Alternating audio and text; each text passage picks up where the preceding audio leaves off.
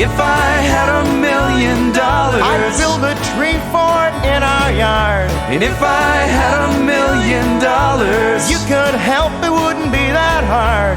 and if I had $1,000,000. All right, we're going to talk about deductions today. This is one of the most commonly misunderstood part of tax law, and it's very important.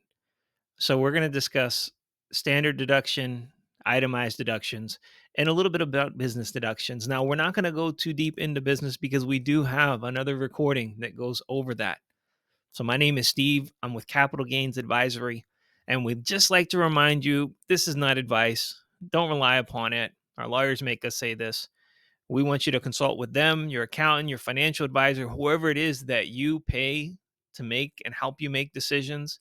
Speak with them before you act upon something that you hear during this presentation. So there are three basic objectives. We want you to at least have a conceptual understanding of standard deductions, of itemized deductions, and of business deductions. And then finally, we're going to just review really quickly what we learned about all three. Let's jump in on standard deductions. So what are they? Where are they found in the tax code? Well, they're found in section 63 part C, and they consist of the basic standard deduction, the additional standard deduction for the aged and blind. There's an inflation adjustment component since 1988, and there are special rules that expire on December 31st of this year. So the basic standard deduction, that's the amount that they wrote into law during the 1980s. Of course, they put an inflation adjustment amount on it, and that amount doubles if you are married or if you are a surviving spouse. So you get double the normal standard deduction. Of course, the numbers that we are currently seeing on our returns, those are due to special rules as part of the Tax Cut and Job Act, and they expire at the end of this year. So who's going to use standard deduction? Well, most people do use it now. That doesn't mean you should always use it. You may have itemized deductions that exceed the standard deduction. And in some cases, even if your itemized deductions are less than the standard deduction, you may be leaving money on the table if you're not factoring in state taxes. So I'll give you an example. Let's say you're a married couple and you have $28,000 in itemized deductions. Well, you technically are leaving money on the table for federal taxes if you take the itemized deduction, because as a married couple, you get to $29,000 this year for standard deduction. And that can make a difference of a couple $100. However, here in the state of Georgia, at a state level, the standard deduction is substantially less. We're talking about just a couple $1,000s, versus your itemized would carry over exactly as they did from federal. So while you may be giving up a couple $100 in federal taxes, you may save yourself thousands of dollars in state taxes by itemizing. So you need to run the numbers and figure out which is the best way of going. Now, please remember this. If you think, oh, well, I'll file separately, my spouse will itemize and I'll take the standard deduction, that is not allowed. That's why you have to put the spouse's information when you file separately. That's prohibited. So just please note, you can't do that. The tax laws universally try to prevent double dipping. They are smart, these lawyers who write them up. They're not all entirely stupid. Regardless of what you may hear on social media, they're pretty smart people writing these, and they know how to make it so you can't double dip. All right, so let's talk about itemized deductions. Where do we find these? We find them in U.S. Code sections 161 through 172. They're spattered within there. 213 also has some important rules. Itemized deduction consists mainly, not solely, but mainly of interest expense. And there's certain types of interest expense. We'll talk about that. Taxes, charitable donations, and medical expenses. When we say interest expense, this is not your credit card interest. This is not loan on your car interest.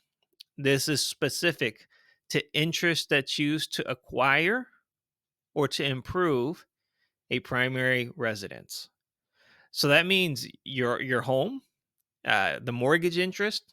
It can also mean your HELOC if it was used to improve your home.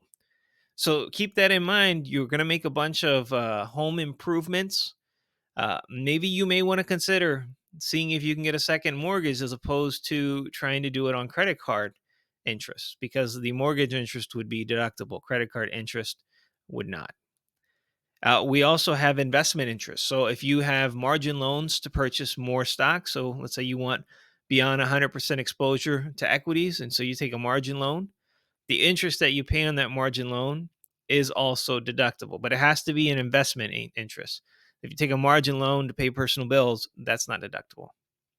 Taxes, we're speaking about state, local, or even foreign taxes, can be itemized deductions. Foreign taxes are an interesting one because you may benefit by taking the credit, you may benefit by taking them as a deduction. You have the option to explore which is better. State and local are capped at 10,000. Foreign is not included within that cap. State and local includes sales or income tax. Most people choose income tax, but if you're in like Florida, you're not gonna really pay an income tax, so you're gonna use sales tax, and then property tax. But that $10,000 cap really does affect married couples. It's not 20 for married couples; it's 10. So that really becomes a real uh, restrictor on your ability to itemize deductions. In charitable and medical, we're going to go into a couple points here on our next slide. You should know, we talked about the SALT cap. Medical expenses must be greater than 7.5% of your AGI, and tax court has established precedents regarding what is and is not a qualifying medical expense. Just because you hear it on social media doesn't mean it's true. If I ever do a podcast, it's probably going to be the name of it. Just because you hear it on social media doesn't mean it's true. Uh, Regarding charitable contributions, if you have over 500 non cash contributions, you need to have a description of what was donated. If it's over 5,000, you need to have a qualified appraisal. A qualified appraisal is not one that you did yourself, it's not what you purchased it at. It's a qualified appraisal by an individual who meets the requirements to do such an appraisal. Be careful with charitable deductions. There is a lot of opportunities for tax planning, but there is also a lot of opportunities for unsavory individuals to get you involved in illegal tax deduction schemes. Typically, one of the common ones revolve around conservation, charitable art ventures, land ventures. Be very careful with those. Make sure that the person who is approaching you is legitimate. Oftentimes, if they are approaching you um, without a recommendation, if they're trying to sell you something, that should be a red flag. Last but not least, business deductions. We find these in US Code Section 162. They're all over the code, but Section 162 gives us the guiding principle. All the ordinary and necessary expenses paid or incurred in carrying on any trade or business. Now, we highlighted carrying on any trade or business. Previously, we highlighted ordinary and necessary in our expenses, but we want to focus on this phrase in carrying on any trade or business. Why? Because if you are carrying on any trade or business, you can deduct all your necessary and ordinary expenses. It doesn't say you can carry on any trade or business in or under a business entity. It doesn't say carrying on any trade in an entity. It says carrying on any trade or business, period. This means you don't need a business entity to take deductions. You don't need to open an LLC. An LLC does nothing for you except for the write off on the LLC expenses. But guess what? As we explained in that other video, write offs are only partial credit. You still pay the full expense, but you get a partial benefit back. So, net, you still lose money. You just don't lose as much. The expense also needs to be ordinary and necessary. It must be ordinary for your type of business. There must be some necessity to have this. You have to be able to justify the expense. Does it produce more income? Does it help you to run your business more efficiently? Does it improve your bandwidth? Does it lower costs? Does it make it more sustainable? These are the type of things that are necessary. There are also maybe some record keeping requirements that you have in order to deduct the expense. You need to know that.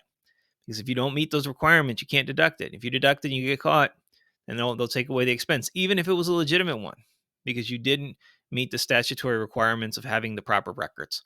And of course, courts have established precedents regarding expenses, the same that they did with regarding medical expenses. It's true for business expenses as well. So you may want to research that, especially if the expense has elements of personal use. There are rules about this stuff. It's already been decided. Can't change it just because you hear it on social media, just because you put it in an LLC. Doesn't work that way. So things like hair, grooming, clothes, courts have already ruled on these things. Know these rules before you go and buy a ridiculously expensive suit and think, oh, I can write this off because I'm an attorney or because I'm a businessman. There are rules about this stuff. You need to know them before you start making decisions. So, reviewing what we've learned, standard deduction, almost every taxpayer can take this. Rare exceptions, married filing separately and your partner itemizes. That's one example where you can't. Itemized deductions, you can take it too, but most often, most benefit from taking the standard deduction. At least they will until the end of this year. Starting next year, if that's not extended, that might not be the case. But mainly, we're talking about interest expense related to the purchase or improvement of your home or the pursuit of investment income. Talking about state, local, foreign taxes. We're talking about donations to charity, of course, meeting the specific requirements we stated earlier if it's non cash. And finally, we're talking about health expenses that are above that threshold. And lastly, regarding business expenses, key concepts: ordinary, necessary. You do not need a business entity. Having the entity doesn't change the requirements. Hopefully, this is helpful. Thank you for your time. If you have any questions, please feel free to reach out, call us, email us, visit our website, book some time with us. We'd love to hear your question. If you have any ideas for something that we could do for another episode, please let us know. We want these things to be helpful. We use them for our clients, and that way our clients can get answers to questions that they commonly have. That way we don't have to bill our clients for calls going over some of these basic concepts. They can use our library, but we also make them available to anyone else. And if your accountant doesn't do this stuff, well, maybe you need to think about a new accountant. Thank you guys so much. Have a wonderful day.